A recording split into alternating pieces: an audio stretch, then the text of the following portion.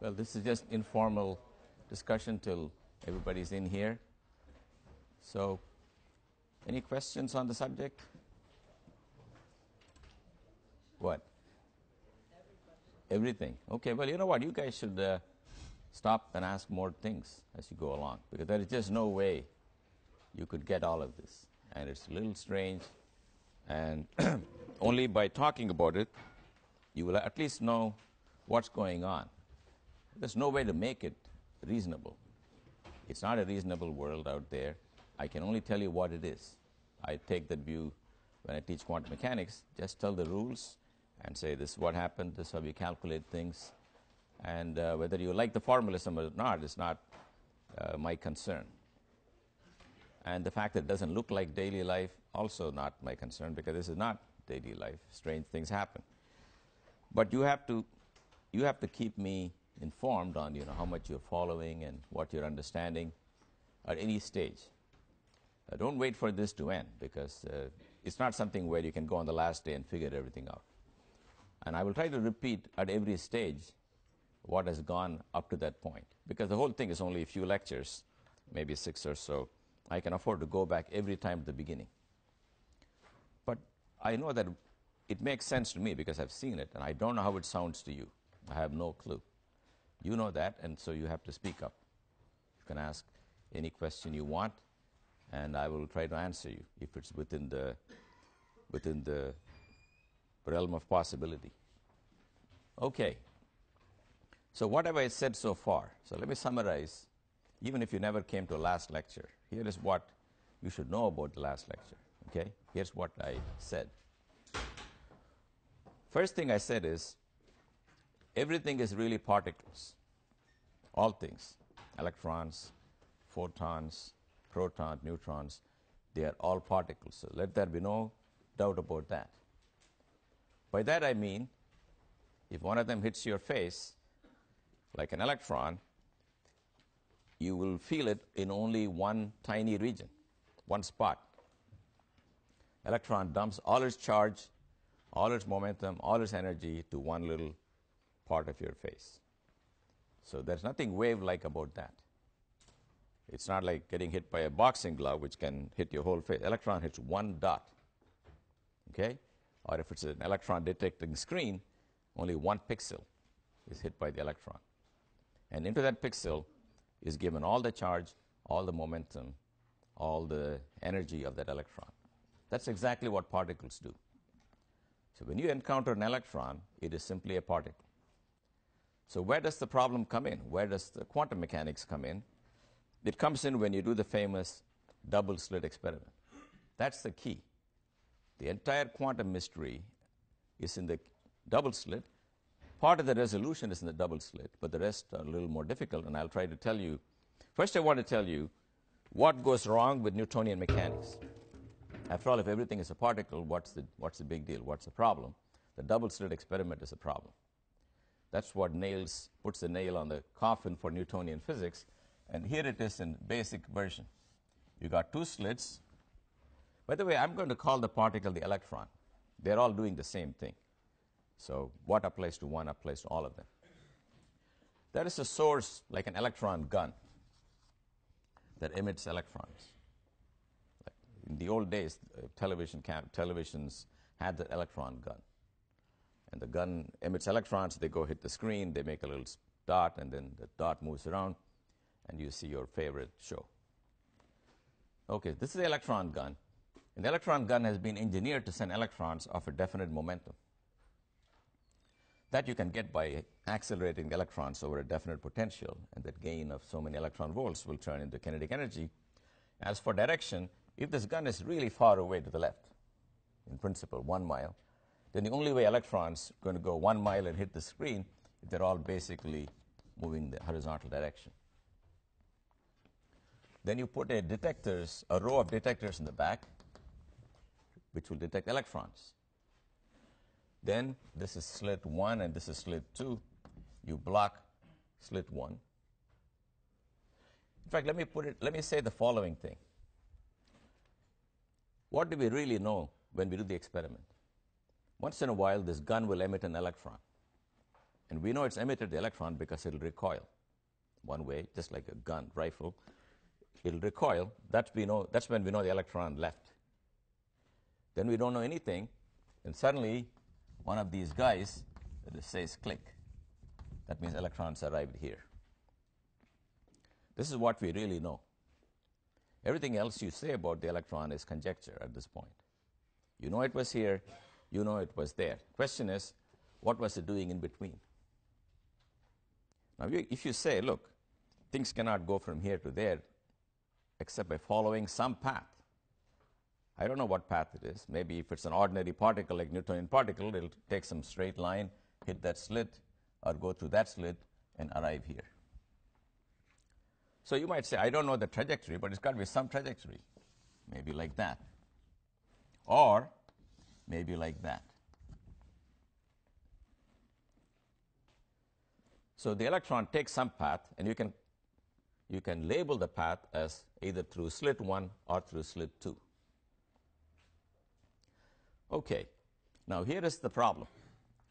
Suppose I do the experiment with slit 2 blocked, so you cannot even get through this one, and I sit at a certain location for a certain amount of time, maybe 1 hour, and I see how many electrons come, and I get 5 electrons with only one slit open. And if I move that observation point, I get some pattern, pretty dull, looking like that, and I'm going to call it I1. That's the count as a function of position up and down that wall of detectors. Then I repeat the experiment with this guy closed and that guy open, and I get another count. Looks like that. Now, I'm going to pick a location. Now, these are not drawn to scale or anything, so I'm not responsible for any of that. Maybe I'll at least show you one thing which is pretty important. This graph will be big in front of the second slit, so which is somewhere here. It will look like that. So I get I1 when 1 is open, and I get I2 when 2 is open. This is I1, this is I2. Now I'm going to open the 2 slits, and I'm going to pick a particular location. It doesn't happen everywhere. I'm going to pick one location called X. But I used to get 5 electrons per hour with one thing open, and 5 electrons per hour with the second thing open. Now I want to open both and ask, what will I get? In Newtonian mechanics, there's only one possible answer to that question, and that is 10. Because if you got 5 this way, and you got 5 that way, and you open both, whoever is going this way will keep going that way, whoever is going this way will keep going this way. They will add up to give you 10. Now, I told you, some people may say, well, maybe it's not 10, because with both slits open, maybe someone from here can collide with someone from there, and how do you know that will happen? So I'm saying, do the experiment with such a feeble beam of electron. There's only one electron at a time in the whole lab. It's not going to collide with itself. Then you wait long enough, and you have to get 5 plus 5 equals 10. And what I'm telling you is, if you go to the location marked X, where you got 5 with each one open, when you open both, you will get 0. You don't get anything. That is a great mystery. That is the end of Newtonian physics. And I told you that something like that never happens in your daily life. I gave an example with machine guns. There's a machine gun. There's a concrete wall with 2 holes in it. And there's some target here, you. And then you see how many are coming through this and how many are coming through that. Then you go there and you wait. And both are open. Somehow nothing comes. With the second hole in the wall, you're safe. The one hole in the wall, you're not safe. That can never happen with bullets. So these electrons are not following any path. Because the minute you commit yourself to saying it follows one path, either through this one or that, you cannot avoid the fact, with both of them open, the intensity with 1 plus 2 has to be equal to I1 plus I2. That's the Newtonian prediction. And I1 plus I2 gives you 5 plus 5 equal to 10 here, and you get 0. In other places, instead of 10, you'll get 20. Some places you get more, but the more dramatic thing is where you get less. where you get nothing. Therefore, you abandon the notion that electrons have any trajectories. You don't want to abandon it, but you have to, because that assumption, which is very reasonable, just doesn't agree with experiment. Then you say, okay, what should I do? Newtonian mechanics is wrong. What's going to take its place? To find that, you have to move away from this x and move up and down this row here and see what you get. And I think I told you what you get. You get a pattern that looks like this. So the real I1 plus 2 looks like this, got ups and downs and ups and downs. And let's say these downs really correspond to 0. That means nobody comes here, a lot of them come here, no one comes here, few come here, and so on. That's what you find. I'm just telling you what happens when you do the experiment. So you put yourself in the place of a person who did the experiment. You thought of moving away from that point x. When you plot it, it makes no sense in the language of particles. But this is such a familiar pattern.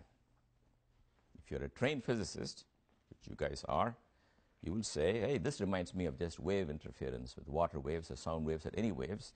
Obviously, there's some wavelength. The minute you give me wavelength and a slit separation, I can calculate this pattern. D sine theta equal lambda and whatnot. And from that sine theta, where you get a minimum or a maximum, and if there's a certain separation to the screen, you can find the precise location of these maxima and minima. Or given the maxima and minima, you can work back and find the wavelength.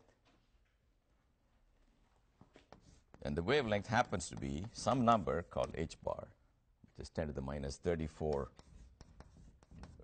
joule seconds, divided by the momentum. P is the momentum. In other words, you find that if you send more energetic electrons, accelerate them through bigger voltage, increase the P, lambda goes down, the pattern gets squeezed. You slow down the electrons, P reduces, lambda increases, the pattern spreads out, and the dependence on momentum is inversely proportional to momentum, and you fool around and find out the coefficient of proportionality, which people used to call h in the old days, is now written as 2 pi times an h bar. It doesn't matter, it's some constant, and the number is 10 to the minus 34.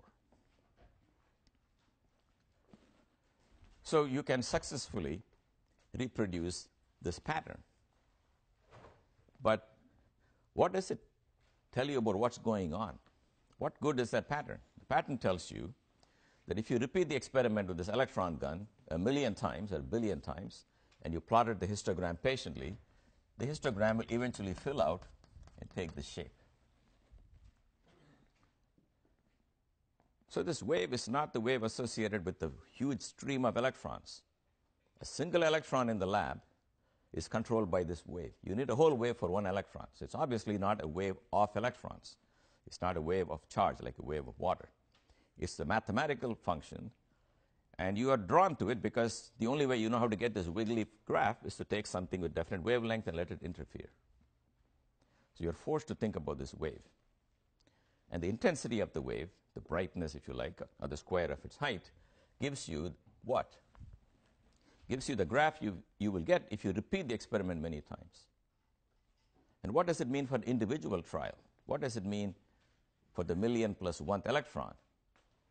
But for the 1,000,000 plus 1th electron, it gives you the odds of where it will land on that screen. Okay? You can never tell exactly where it will be. You can tell what the odds are. And the only way to test a statistical theory is to do the experiment many times. And if you do it, it works. And it seems to work for everything. For electrons, for protons, for photons, whatever it is, the wavelength and momentum are connected in this fashion. So this wave is forced upon us, and it gives you the odds of finding the electron somewhere. And we say that the probability, I'll be a little more precise in a minute on what I mean by the probability to find it at a location x. But let's just say, if you draw the graph of size square, wherever it is big, probability is large. Wherever it is small, probability is small. Wherever it is 0, probability is 0. So that seems to be a function whose amplitude or whose square gives you the probability. That function is called the wave function, and we know it exists because it's the only way to calculate the result of this experiment.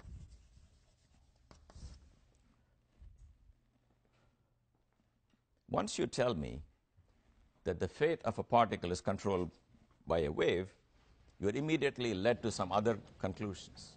So I'm going to tell you what they are. First conclusion is this. If I make a single slit, let's call this the x direction, let's call this the y direction, and I'm sending a bunch of particles in the x direction with some momentum p naught.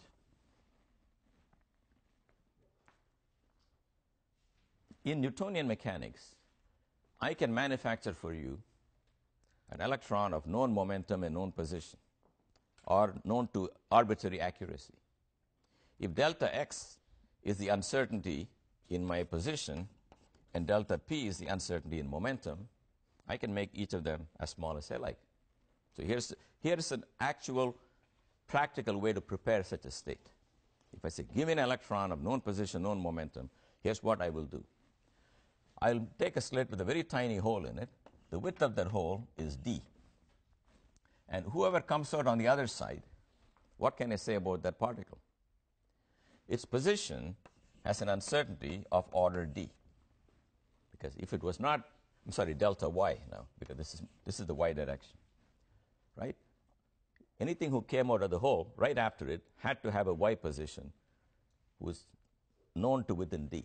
It could have come anywhere within the slit, but that's it. So prepared for you. That's how you filter out electrons of definite position. And you can make delta y as small as you like by making the slit as thin as you like. What about its momentum? It had a momentum p0 in the x direction, no momentum in the y direction. Therefore, py was strictly 0, no uncertainty. Delta py is 0, and the fellow I catch here is moving horizontally with that momentum p naught, whose y position is within d, and I can make the d as small as I like. This is Newtonian physics. But we have now learned that the fate of the particle is not in its own hands. It's contained in this wave. So what should I do in this context to find out what it will do? Any idea what I should do to find out what will happen in this experiment, given what we learned? Yep. Right, but how will I calculate what will happen in this experiment? What will decide? Yes? You can assume that the two edges of the hole are the two holes in the double slit experiment. Yeah. This is one hole, and a light beam is coming from the left. I mean, the wave is coming from the left. And if the particle has momentum p naught, it's got some wavelength, which is 2 pi h bar over p naught. But if you want to know what will happen on the other side of the slit, I have to find the fate of that wave. Yeah, you can put a screen, but what will I see on the screen? Will the wave just hit this region? You know it will spread out from diffraction. I told you the light will spread out. This is the main, there are tiny wiggles we ignore. At this point, where you get most of the action, that angle, theta, satisfies d sine theta equals lambda. This is just wave theory. That's when you can pair off the points in the slit in the hole into things differing by half a wavelength. So for everyone, I can find a partner that cancels it. You will get 0 here. Beyond that, you may get a few more rises, but it's pretty much dead outside this cone. That means you will observe this particle anywhere in this angular width. Now, a particle cannot go from this slit to there unless it had a momentum, which had a component in the y direction. You cannot get there from here unless you have y momentum. So the y momentum is uncertain to within that cone. So what's the uncertainty in the y momentum? For a vector of length p naught, when it gets shifted by an angle delta theta or by an angle theta, it is just p naught times theta. Or if you like, precisely p naught times sine theta. But p naught sine theta is controlled by d sine theta equals lambda. So this is lambda over d. But lambda is 2 pi h bar over p naught times d. You cancel that. You find delta py times d is equal to 2 pi h bar. But that means delta py delta y is roughly, forget the 2 pi, of order h bar. So you should understand this much completely without any doubt. If the future of the particle, the fate of the particle, is controlled by the wave, you try to narrow the location of the particle by making the hole smaller and smaller, the wave fans out more and more. That's just wave theory. People knew this about waves hundreds of years back. What is novel is that this wave is going to tell you where the particle will end up. This wave is going to control the odds of where the particle will end up. And the odds are pretty much concentrated in this cone, not of zero opening angle, but an angle theta, so that d sine theta equals lambda. Lambda, in turn, is connected to the momentum of the particle. This is where the uncertainty principle comes in. What Heisenberg said is, you had in your mind the classical notion that you can have a particle of known position and known momentum. Let me see you produce that particle. So you try to do it by putting a slit and catching guys with a very narrow range in y, but now you find out that the momentum gets broader and broader. And that's the result of the wave associated with the particle. It was not in the Newtonian picture. Yes?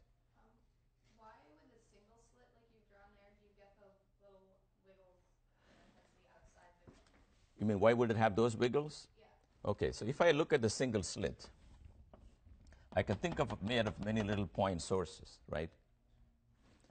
In the forward direction, if you go very far, so that you treat them as roughly parallel, they are all in step. You get a big maximum. In another direction, where this difference is lambda, d sine theta equals lambda, this guy and this guy are differing by lambda over 2. So you're assuming the slit is large enough to produce that? Any, these are little mathematical dots inside the slit. You know, when you make a slit, every point on the slit looks like a source of light, a point source of light. They are not really light bulbs, but if you make any hole in the wall and light comes through, that hole looks like it's a source of light. I'm taking every point on the hole to be a source of light. And what I'm saying is there is a direction in which it will cancel, but if you go a little further out, it won't cancel completely. This is the direction for perfect cancellation, where I can pair them, this one with this one, that one with that one, and so on. They pair to give 0. But if you move further up, you no longer cancel completely, but you don't add perfectly either. So things will get better, then they'll get worse again, and better and worse, and so on. So that's the origin of that pattern. Yeah? So you're just saying, like, basically the first minimum, after that, everything's pretty small. Yeah. For a single slit diffraction, the big thing in the middle is pretty much all you have. It's not like a double slit experiment with 2 holes where you get many times the pattern. That's because, let's understand why that is true. Here, if these two differ by 1 wavelength, they don't differ at all. I can find another angle where they differ by 2 wavelengths. They don't differ at all. There's only 2 sources, so you can engineer them to differ by either 1 wavelength or 2 wavelengths or 3 wavelengths. Here, in a single slit, each point is like a source of light. You got them all to agree. You can get them to agree only in the forward direction. In any other direction, you can get them to neutralize each other, but never for perfect reinforcement. So you cannot get it more than, this is the only real maximum here. Everything else is tiny. Yes? Why can't you do the same trick with the double slit, where each of the one slits has its own... No, in double slit, what's happening is in double slit, the number d I used in double slit was not the size of a slit, but the spacing between the slit. Okay? So there I took the size of every slit to be vanishingly small. That means the light coming out of this slit spreads out completely in all directions. Okay? It's as if this packet became that broad. Likewise, the light from this one we are still in the first maximum of that slit. So you got to understand, in a single slit experiment of diffraction, the slit size is what you're varying. In a double slit experiment, the slit is taken to be mathematically point-like. So it's fans out completely. It's the interference between those 2 point sources that you're adding. They can add and cancel many, many times as you move along this line. Okay, so what we learn is that it's when you combine waves and particles and go back and forth that you run into the situation. So you cannot make a state of perfect momentum. By the way, I said one thing, I thought about it, which is incorrect, which is in the microscope. I said if you want to locate the position of an electron in a microscope, so take a microscope with some opening, and electron is somewhere on this line, and I said you're shining light down here, it hits the electron, but it goes in through the slit by spreading out.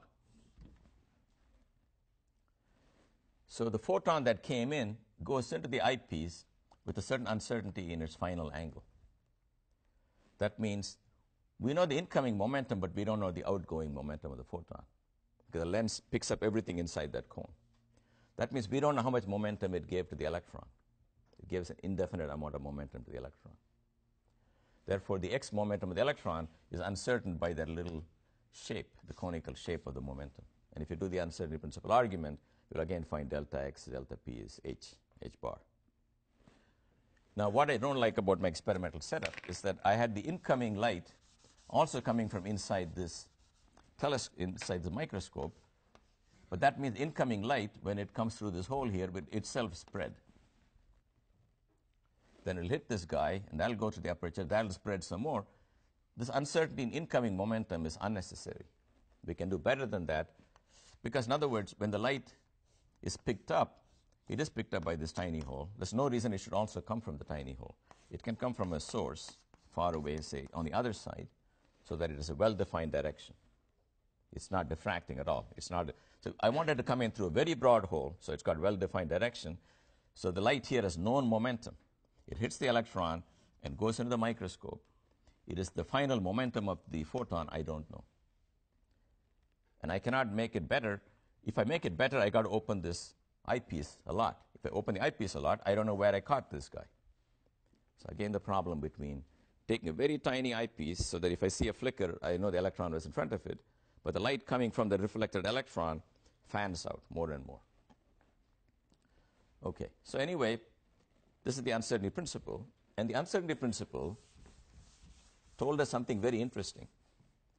I asked you, what can be the function here that produces this interference pattern in the double slit? We know the wavelength. Wavelength was 2 pi h bar over p. And you know from basic physics that a function like cosine 2 pi x over lambda has got wavelength lambda. So let's put in the formula for lambda here. You get cosine 2 pi x. Lambda is 2 pi h bar over p. Cancel the 2 pi's. You get a cosine px over h bar.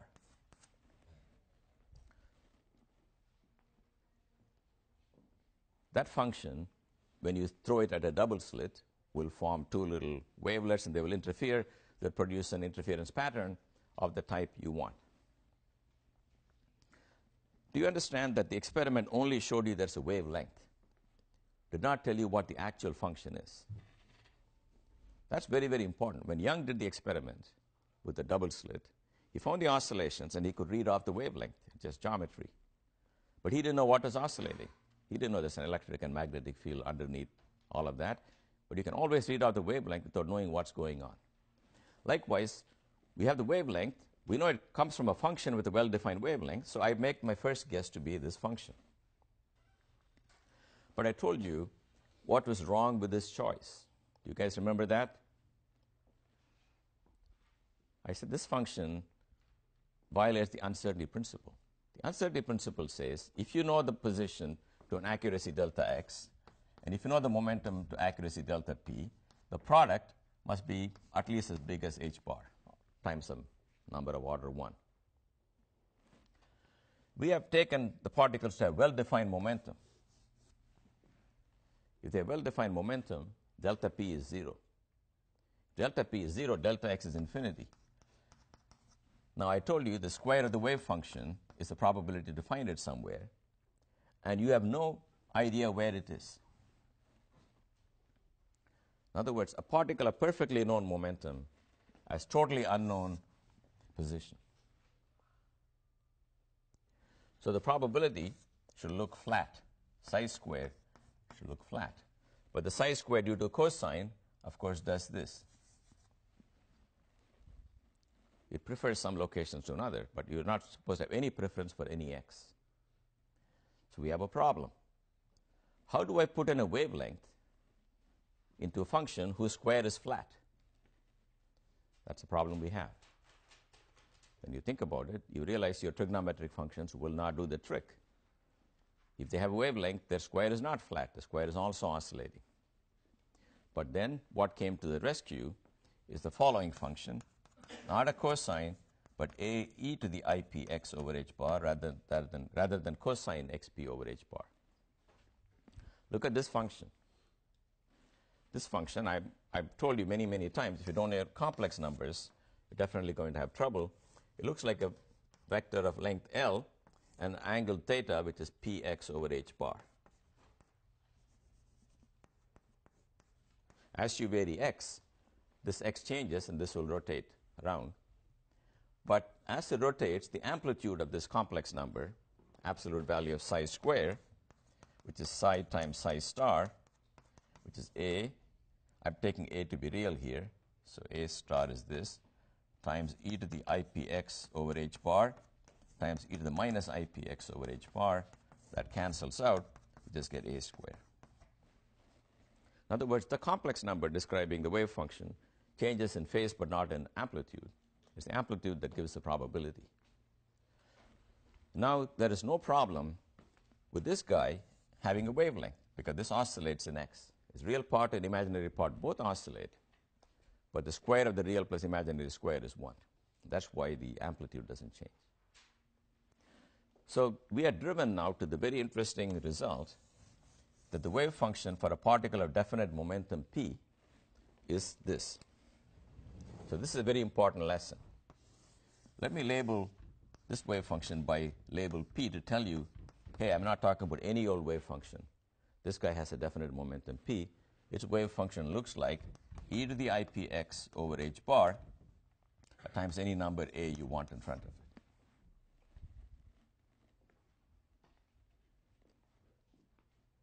That's a very important thing to know.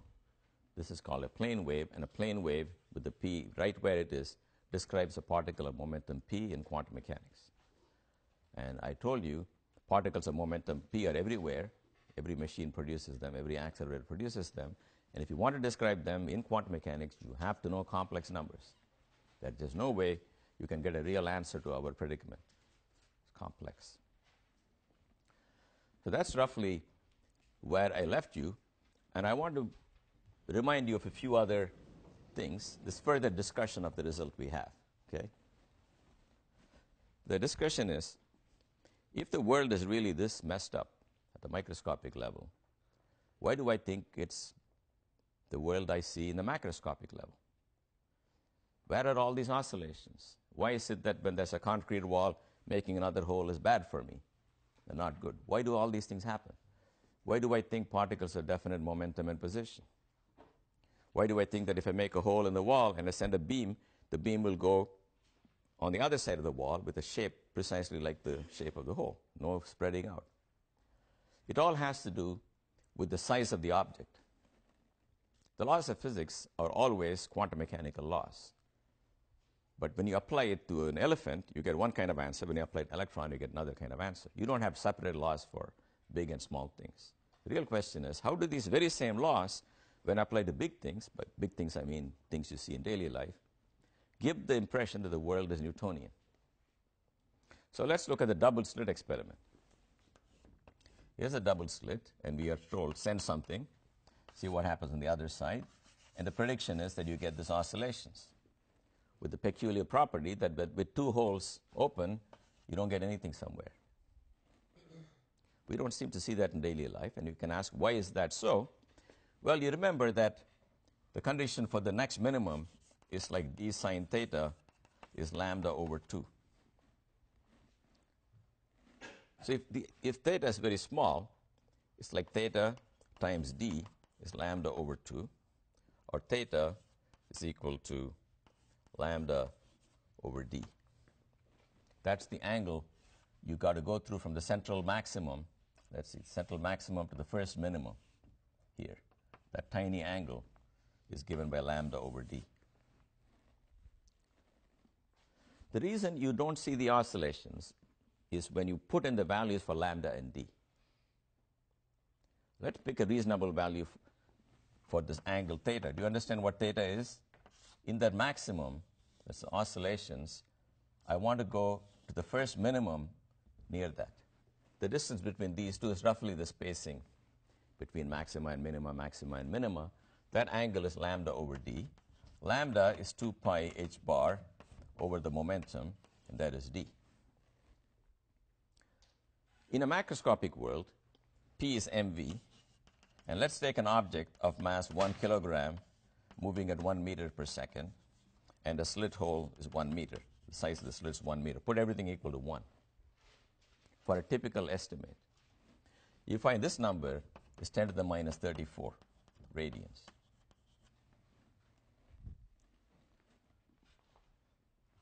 That means that the angular difference between the maximum and the minimum and the maximum and the minimum is 10 to the minus 34 radians.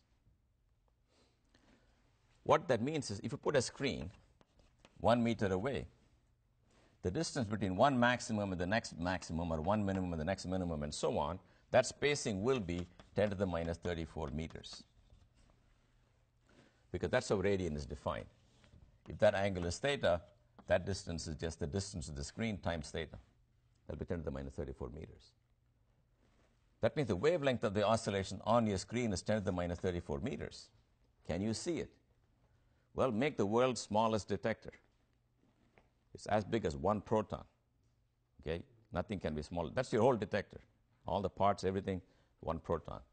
Size of a proton is 10 to the minus 15 meters. That means you will have 10 to the 19 oscillations inside your tiny detector.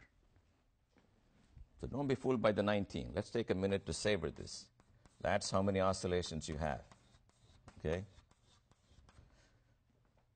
You got enough now? 3, 6, 9, 12. Well, I don't have time. There's a lot of oscillations. You should check the numbers, though. Okay?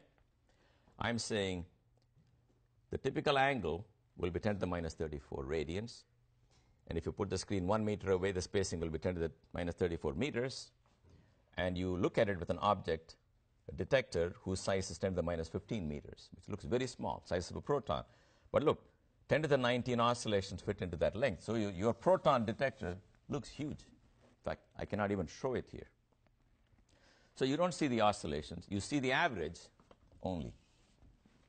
If you see only the average, you can show that with two slits open, the sum is the sum of the two averages. So you don't see the oscillation. That's the first reason. Now you can say, you took a kilogram, let me take a gram. I said, go ahead, take a gram, take a milligram, and take a slit which is not 1 meter wide, but 1 meter apart, but 1 millimeter apart. Doesn't matter. You're playing around with factors like 10 and 100 and 1,000. I got 10 to the 19 here. Okay, see, nothing you do will make any dent on that. So in the macroscopic world, you will not see this interference. Another reason you won't see it is that the particle should have a definite momentum. It's got an indefinite momentum, or it's coming in with different momenta, then each will have its own interference pattern, they'll get washed out. Finally, I told you, if you ever try to see which slit the particle took by putting a light beam here, the minute you catch the electron going through one slit or the other, this pattern is gone. It will do this I'm not here and I'm not there routine only if you never catch it being anywhere. That's very interesting. The electron behaves like it does not go through any one particular slit as long as you don't catch it going through one slit. If you put enough light to catch every electron, then you can add the numbers and you must get the sum of the two numbers. Now, for the atomic world, it's possible for the electron to go for a long time without encountering anything. And the interference effects come into play. In a macroscopic world, there is no way a macroscopic object can travel for any length of time without running into something. It'll run into other air molecules, it'll run into cosmic ray radiation, it can collide with black body radiation from the Big Bang, anything. The minute you have any contact with it, this funny thing will disappear. So that's one reason you don't see it. Now we can go on and give other numbers. I've given examples in my notes, which I will post later on. One of them is the uncertainty principle. Why does it look like the uncertainty principle is not important? Take again, this is 10 to the minus 34. Everything is in MKS units. So take an object of mass 1 kilogram whose location is known to the accuracy of 1 proton. Okay, so this number is 10 to the minus 15 meters.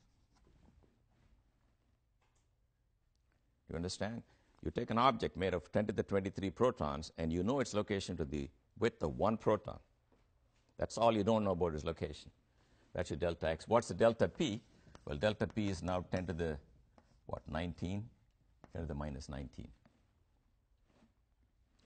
Now, delta p is m times delta v. That's 10 to the minus 19. If this is 1 kilogram, delta v is 10 to the minus 19 meters per second. That means you don't know its velocity to 1 part in 10 to the 19. Now, how bad is that? Well, suppose I start a particle of exactly known velocity. I know where it will be forever. But suppose I don't know the velocity to this accuracy, and I let it run for 1 year.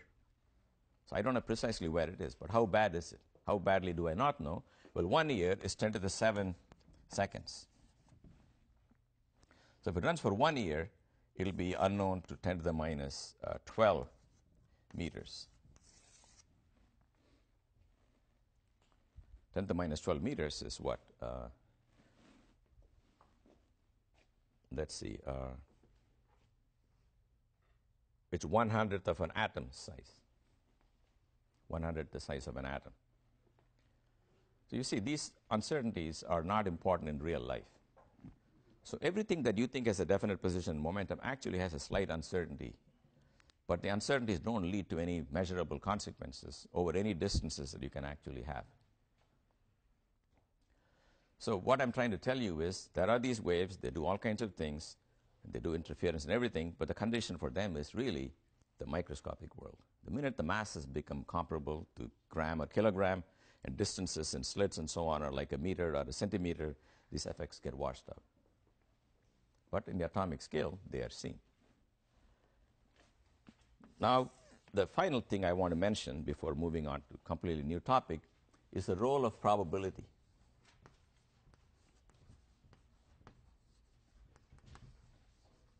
In quantum mechanics. We have seen that quantum mechanics makes probabilistic predictions. It says if you do the double slit experiment, I don't know where this guy will land, but I'll give you the odds. Okay.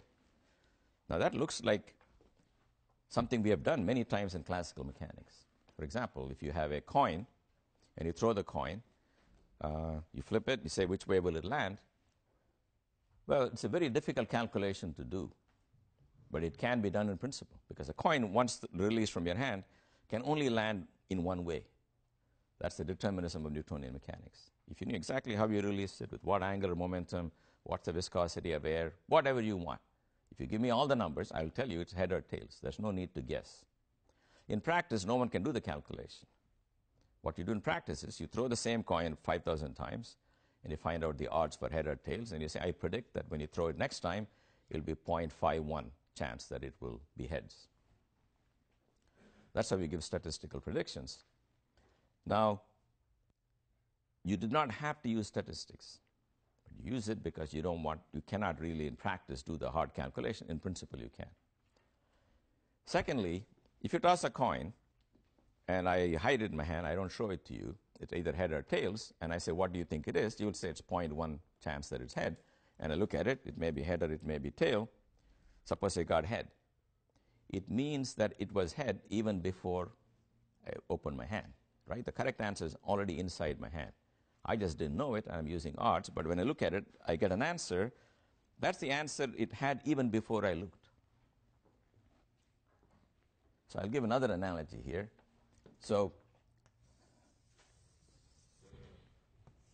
this is a probability of locating me somewhere. This is my hometown. It's Cheshire. This is Yale. And this is the infamous Route 10. So somebody has studied me for a long time and said, if you look for this guy, here are the odds. Either he's working at home or he's working at Yale. And sometimes he's driving. Okay? This is the probability. First thing to understand is the spread out probability does not mean I am myself spread out. Okay? Unless I got into a terrible accident in Route 10, I am in only one place. So probabilities being extended doesn't mean the thing you're looking at is extended. I am in some sense a particle, which can be somewhere. These are the odds. Well, suppose you catch me here on one of your many trials.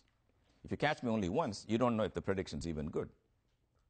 So you repeat it, you study me over many times, and you agree the person had got the right picture, because after observing me many, many days, you in fact get the histogram that looks like this. The important thing is, every time you catch me somewhere, I was already there, you just happened to catch me there.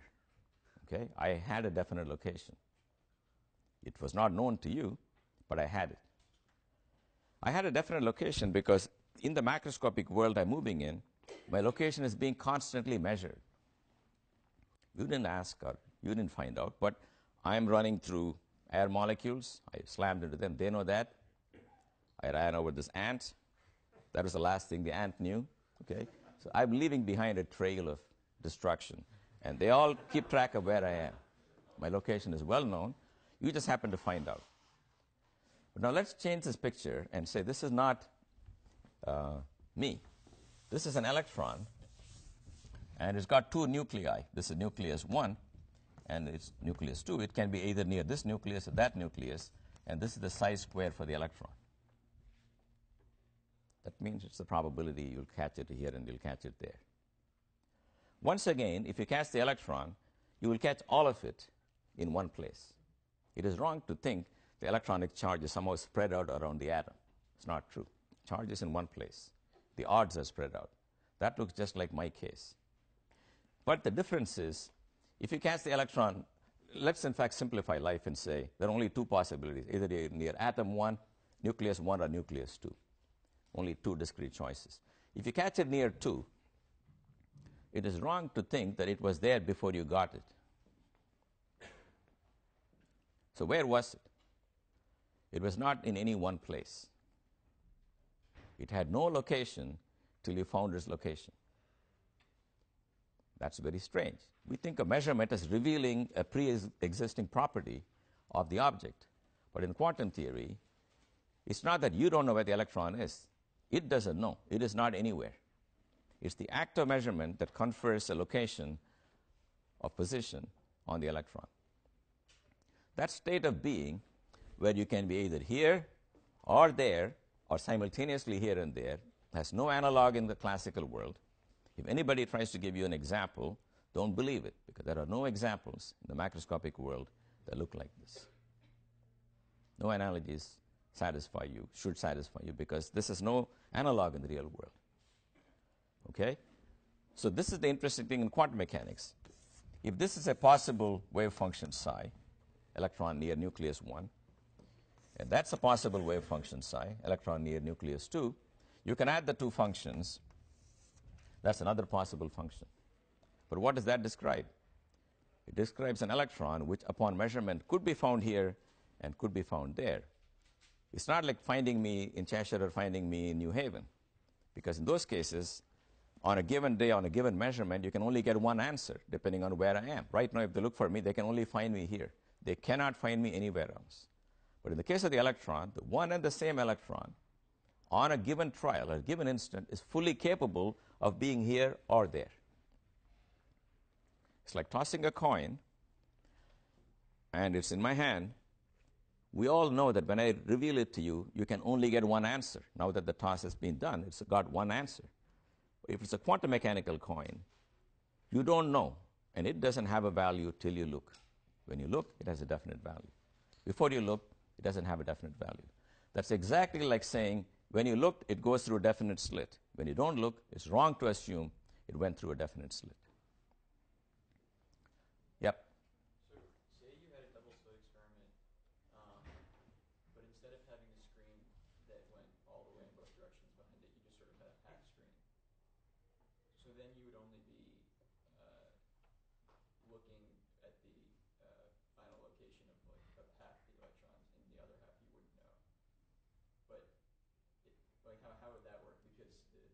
location for some of them has to be determined, the location for the ones that. The minute you find the location to the accuracy of knowing which slit it went through, you got two slits or only one in the experiment.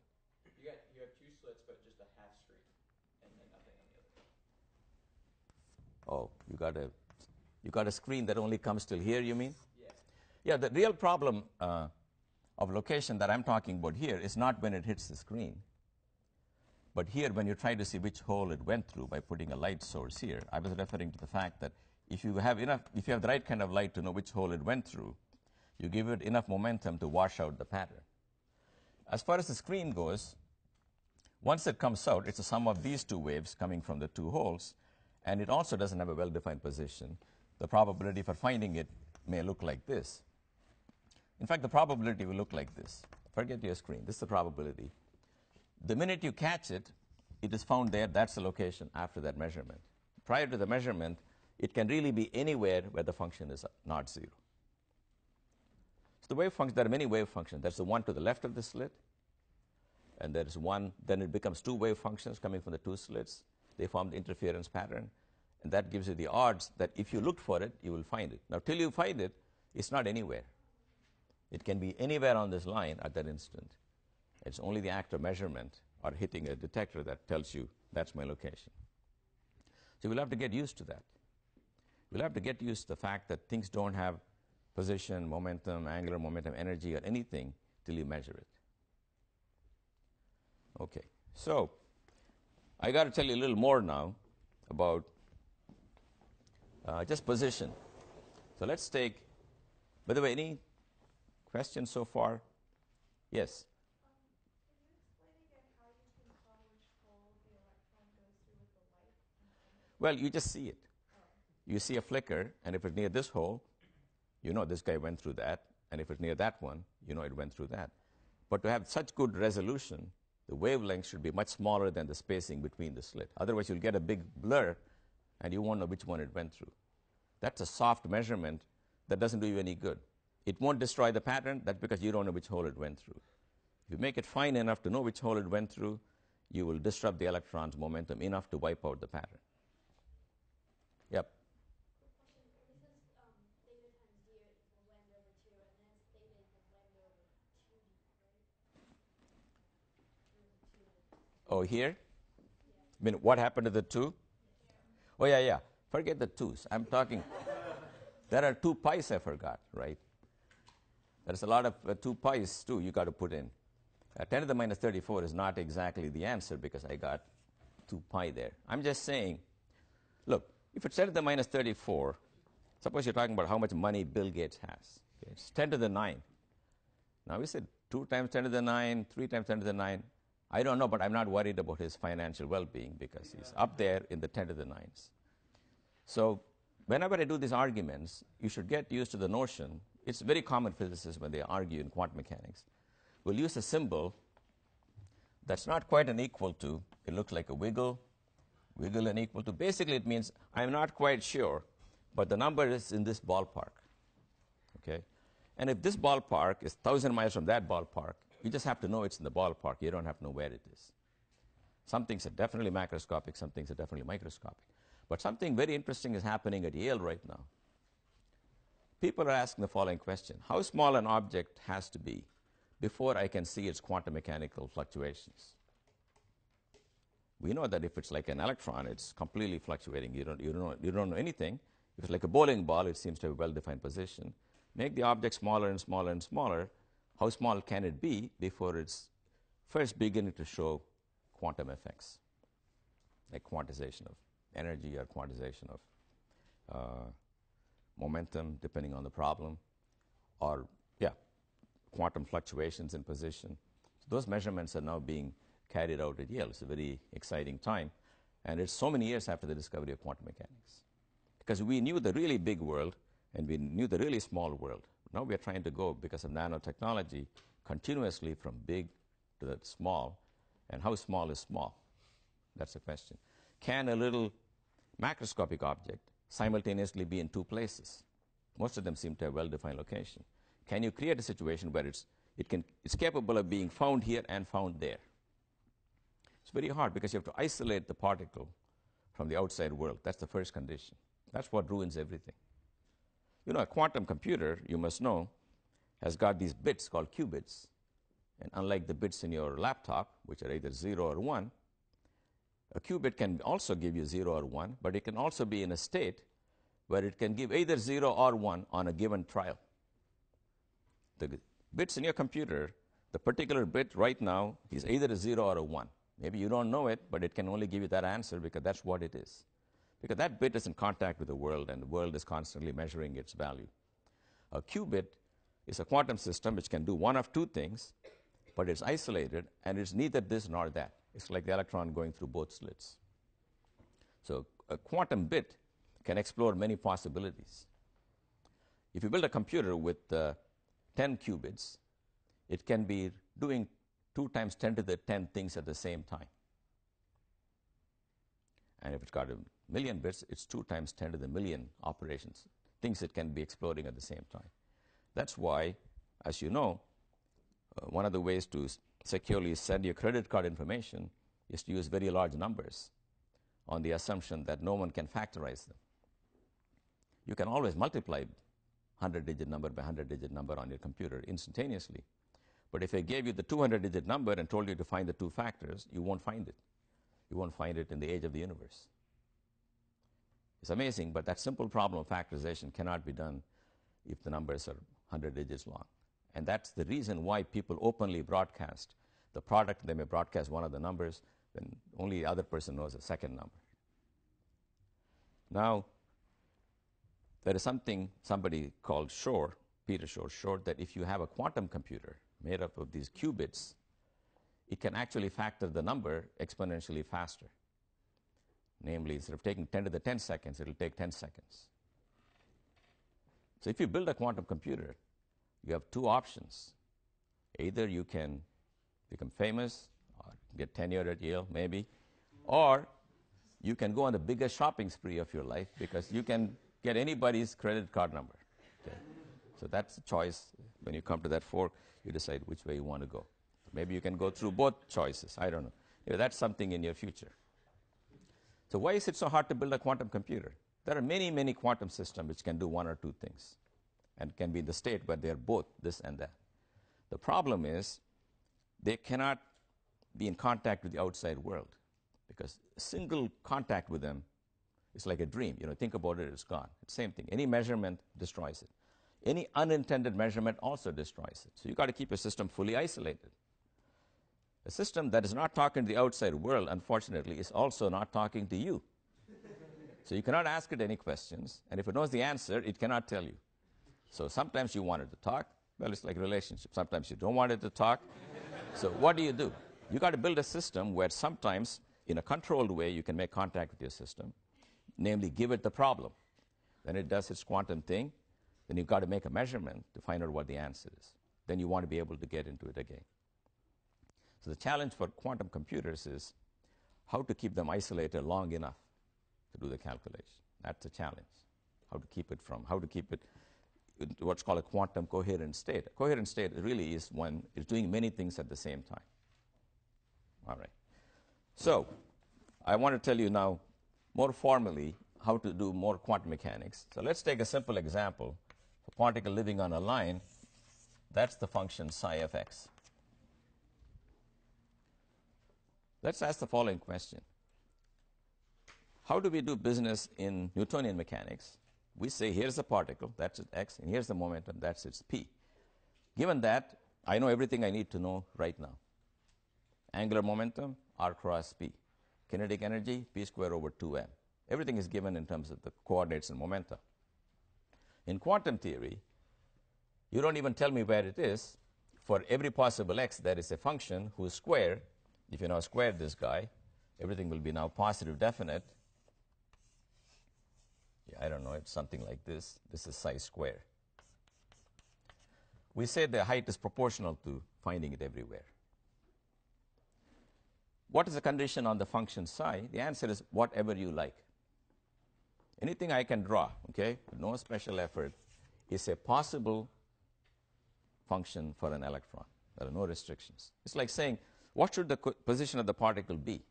X. Any x you want is a possible x. Likewise, any psi you draw is a possible psi.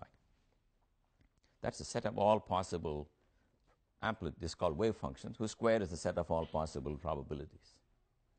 So I said psi square, psi at the point x squared, is connected to the probability of finding it at x. That has to be, in fact, refined.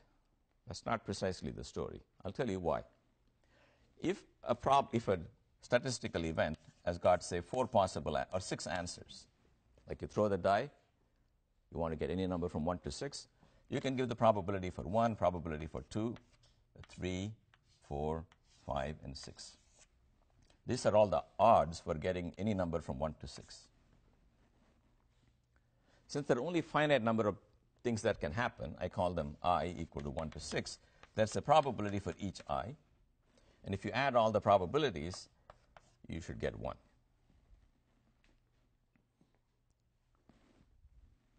But if the set of things that can happen is a continuous variable like x, in other words, the location of the electron is not a discrete set of numbers. It's any real number is a possible location. Then you cannot give a finite probability for any one x. Because if that was finite, since the number of points is infinite, you cannot make the total probability 1. So what we really mean by psi square is called the probability density. That means draw the psi square. Let this be the height of psi square. Take a little sliver of width dx. The area under that graph, px dx, that is the probability of finding the electron or whatever particle between x and x plus dx. You understand? It's called a density. So you don't give a finite probability to each point. For an infinitesimal region, you give an infinitesimal probability, which is this function p of x times dx. And the statement that the particle has to be somewhere, namely all the probabilities added to 0, is the statement that when you integrate this probability density from minus to plus infinity, namely psi square dx from minus to plus infinity, that should be 1.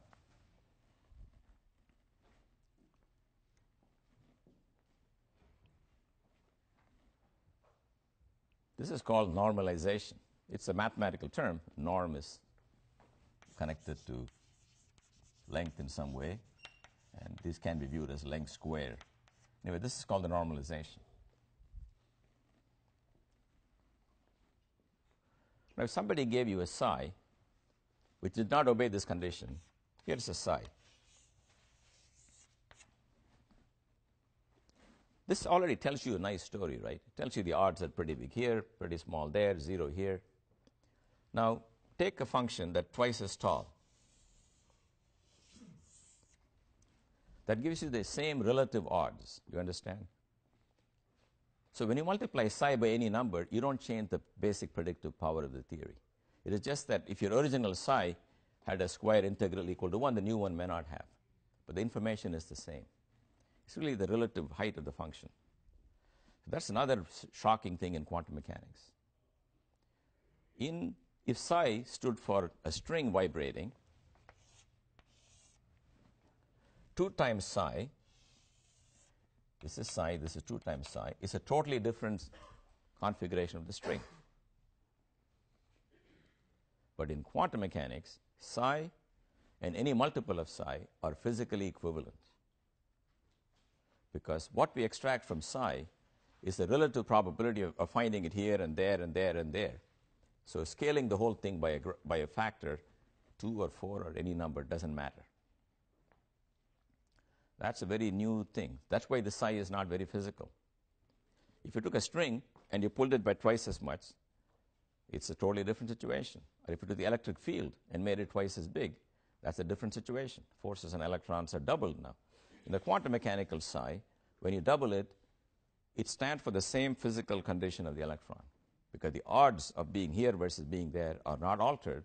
The only job of psi is to give you the odds. Therefore, it's like saying in 2 dimensions, that's a vector, that's a different vector. But suppose you only care about the direction of the vector. For some reason, you don't care how long it is. You just want to know which way it points. Then, of course, all of these are considered equal. And that's really how it is for quantum mechanics. Every psi and every multiple of it stands for one situation only. So what one normally does is from all these vectors in that direction, you may pick one whose length is 1 and say, let me use that member of the family to stand for the situation. That's like saying of all the psi's obtained by scaling up and down, I'll pick one whose square integral is 1. So let me do a concrete example so you know what I'm talking about. So let's take a function that looks like this. It is 0 everywhere, and it has a height a between plus a and minus a. That's my psi. So psi of x is equal to a for absolute value of x less than a is equal to 0 outside. That's a possible wave function psi.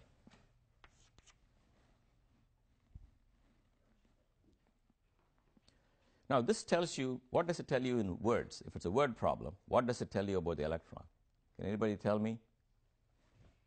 What can you say about the electron given by this function?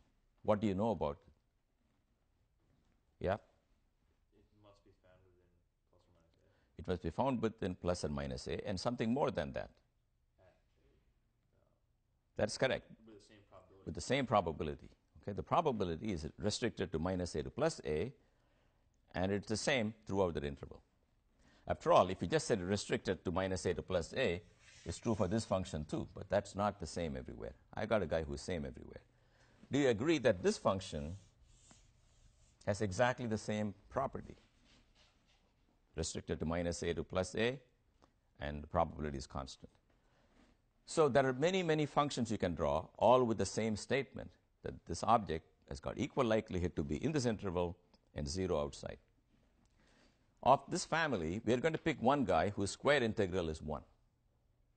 So I'm going to keep this number a, the height of the function, as a free parameter, and I'm going to choose it so that a square times, so that the psi square dx from minus to plus infinity, I want it to be 1.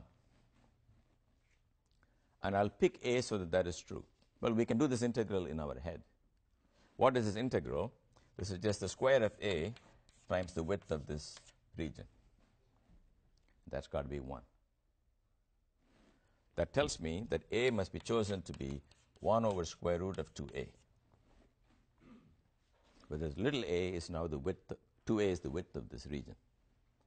Therefore, from this whole family, the normalized psi will look like 1 over square root of 2a for mod x less than or equal to a equals 0 outside. And we can all see at a glance that if you square this normalized psi and integrate it from minus a to plus a, you will get 1. This is called normalization. So sometimes people will give you a wave function and say, they will say as the first step, normalize this wave function. What you have to do is you've got to square the wave function and then put a number in front of it and choose it so that the number makes the square integral 1. Let me give you another example. That's a very famous function. It's called the Gaussian function. It looks like this. The function e to the minus alpha x squared dx from minus to plus infinity happens to have an area which is square root of pi over alpha. That's just one of the tabulated integrals. So here's a bell-shaped function with this property. Now I want to make a quantum mechanical wave function that looks like this. Psi of x is equal to a e to the minus x squared over 2 delta squared. That's a possible wave function, right? Nothing funny about it. But what do you know about the wave function? It's biggest at x equal to 0. It's symmetric between plus and minus x. And it dies off very quickly. But how far should you go? You can easily guess that when x is much bigger than delta, this function is gone. Because x over delta squared is going on the exponent. So if that number is big, it's e to the minus big, which is very small. So roughly speaking, the width of this graph is of order delta or 2 delta. I'm just going to call it delta to just give you an order of magnitude. So that's an electron whose location is roughly known to an amount delta. But this is not normalized, because if I take the square of this, I won't get 1. So I will choose A so that 1 equaled psi square x dx. This being real, I don't need the absolute value of psi. That gives me A square e to the minus x square over delta square dx. The 2 went away because I squared the function psi, so don't forget that. Now I look at the table of integrals, and what is alpha? When I compare these two, alpha is just 1 over delta square. So it's square root of pi delta square.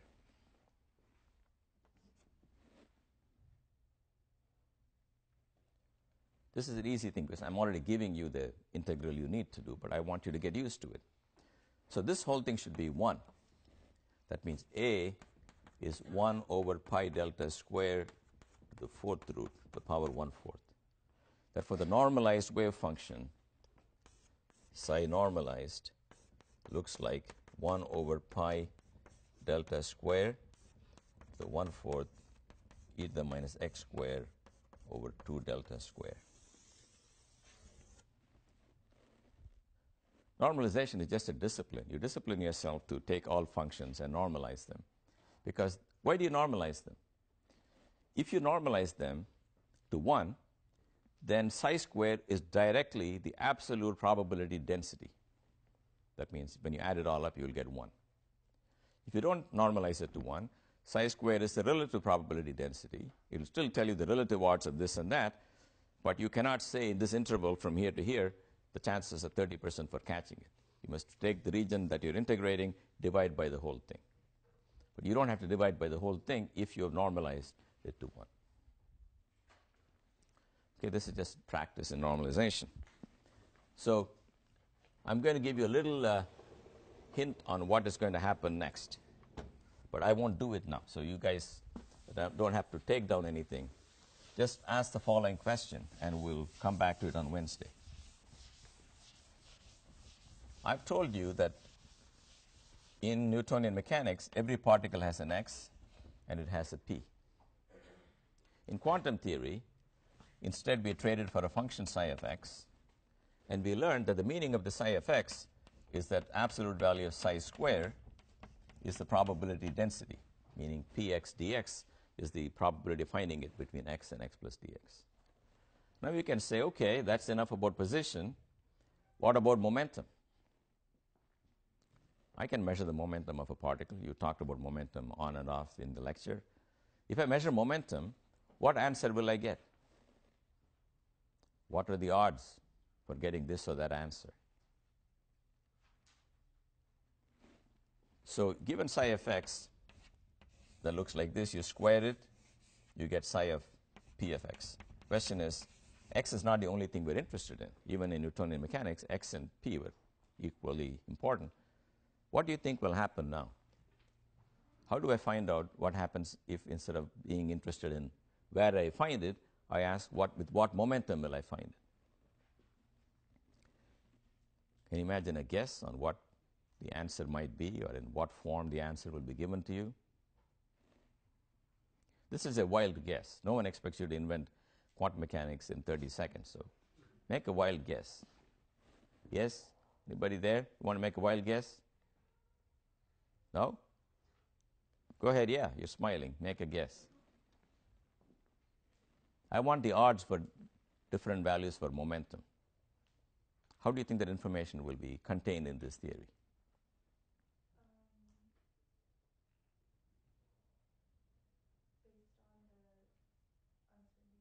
Pardon me? Maybe, based on the uncertainty principle, but I want for every value of momentum a probability, right? I want the odds of getting this p or that p or that. So what do you think we need to get the odds for every momentum? Yep? More defined location, and we can reverse what we did here. Pardon me? We have a more defined location, and we can calculate the probability for momentum the same way we did it for location now. Right. So what you will need, it seems reasonable to think that this guy contains all the information on where you will find it, maybe that's a different function of momentum, whose square will give you the probability density that you get. So if that function looks like this and you square that, that's the odds for getting one momentum versus another momentum. After all, every variable in classical mechanics you can measure in the quantum theory, and you can give the odds. And for every variable, it looks like you need a function. What I will show you is that you don't need that. Psi fx itself contains information on what happens when you measure momentum, what happens when you measure energy, what happens when you measure anything. And how do you extract it is what we'll talk about.